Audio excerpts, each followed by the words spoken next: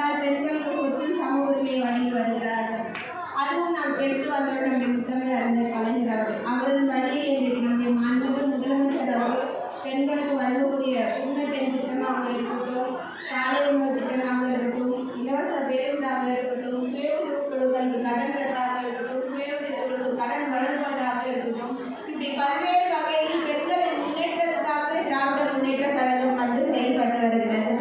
இன்றைக்கு பல்வேறு மாநிலங்கள் பல்வேறு துறையில் எடுத்தீங்கன்னா பெண்களுக்கு இந்த அளவுக்கு அங்கீகாரம் இல்லை. இன்னைக்கு பார்த்தீங்கன்னா ஒரு பெண் வந்து ஒரு பிஸ்னஸ் மேனாக இருக்கிறாங்க, ஒரு ஆண்டர்பிரினராக இருக்கிறாங்க, அதே போல் ஒரு ஃப்ளைட் ஓடுறாங்க, ட்ரெயின் ஓடுறாங்க. இந்த அளவுக்கு வந்து பெண்கள் முன்னேற்றத்தை அடைஞ்சிருக்காங்க அப்படின்னா பெண்களுக்கு எவ்வளோ திறமைகள் இருந்தாலும் எவ்வளோ அச்சீவ் பண்ணணுன்ற கனவு இருந்தாலும் அந்த கனவை நிறைவேற்றும் வகையில் ஒரு களம் அமைக்க ஒரு தலைவர் தேவை. அந்த மாதிரி தலைவர் தான் நம்முடைய மாண்புமிகு முதலமைச்சர் அவர்கள்.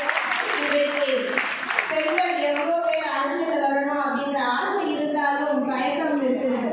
ஆனால் அந்த தயக்கத்தெல்லாம் உடைத்து பெண்களும் அரசியலுக்கு வரலாம் அப்படின்று தமிழ்நாட்டை முழுவதுமாக டெல்லியில் குரல் கொடுக்குற அளவுக்கு நம்முடைய அக்கா அவர்கள் இருக்கிறார்கள்.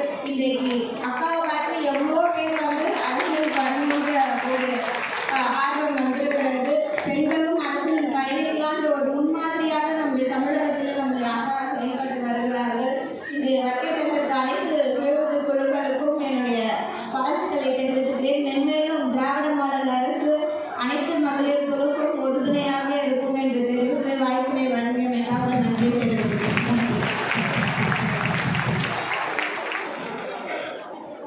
மாநில மகளிர் அணி இணைச் செயலாளர் அம்மா குமரி விஜயகுமார் அவர்கள் இப்பொழுது சிறப்புரையாற்றுவார். இந்த நிகழ்வுக்கு தலைமையேற்று நடத்தி கொண்டிருக்கின்ற அன்பு சகோதரி கிழக்கு மாவட்ட தொண்டர் ராஜேஸ்வரி அவர்களே, இந்த விழாவை துவக்கி வைக்க இருக்கின்ற கிழக்கு மாவட்டத்தின் செயலாளரும் அமைச்சருமான விளையாட்டுக்குரியான PK சேகர்பாபு அவர்களே, இறுதியாக சிறப்புரையாற்ற வருகை கொண்டிருக்கும் நான் எப்போது சொல்கிறேன், எங்களுக்கெல்லாம் கலங்கரை விளக்கமாக இருக்கின்ற பெரியார் விருதை பெற்று இந்த பெரியார் விருது எதிர்க்கிறவங்க எதிர்கட்சியாக இருக்கிறவங்களாம் நிறைய விமர்சனம் பண்ணுவாங்க. அவங்க கூட சொன்ன ஒரு விஷயம் என்னன்னா, அந்த பெரியார் விருதை பெறக்கூடிய தகுதி இருப்பவர் கனிமொழி ஒருவர் தான் என்று நான் ஒரு வீடியோவில் பார்த்தேன்.